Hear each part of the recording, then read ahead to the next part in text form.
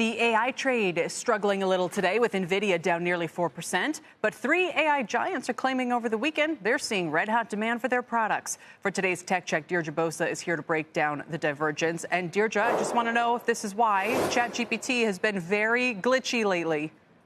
It has been slow today, but, you know, Sam Altman might say that that's because of red-hot demand. It didn't matter, though, because investors still sort of selling off the trade that we know so far, and that may be because the value here may be shifting from GPUs and infrastructure and model builders to the app layer, which is historically what has happened in major technology shifts.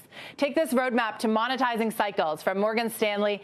It's from the mobile era. The market recognized semis and infrastructure first, but the lasting value it accrued to the platforms sitting on top. In the mobile case, it was Google and Amazon. Now, AI might be following a similar pattern, despite posts from Sam Altman, Elon Musk, and Google Gemini over the weekend about GPUs running hot due to high demand. Investors, they are unmoved today. AI apps, meanwhile, they are proving out use cases with clear revenue potential. Take Cursor. This is an AI first, or you might have heard of this, a vibe coding startup that reportedly surpassed $200 million in ARR this month, making it one of the fastest growing startups ever. Now, unlike Microsoft or Google, Cursor is built entirely around AI as the core experience.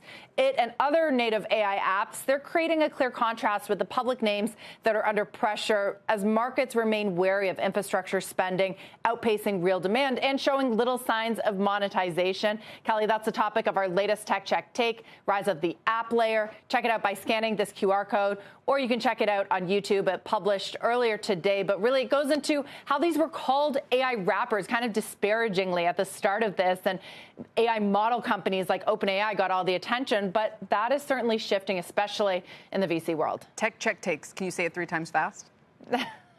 Tech Check takes tech. Yeah, it's hard. It's hard.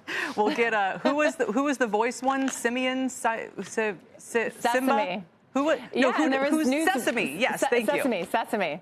There was recently, news that they may do more funding and they could be an acquisition target for one of the big companies. It's these AI native apps that developed without sort of the legacy that we have of public companies that are up and coming. That's proved harder for public companies or companies that have been around for a long time to make that pivot, to be as nimble. We'll talk about the GOOGLE next hour and how they're faring amidst all of this. Deirdre, thanks very much. Deirdre Bosa for Tech Check.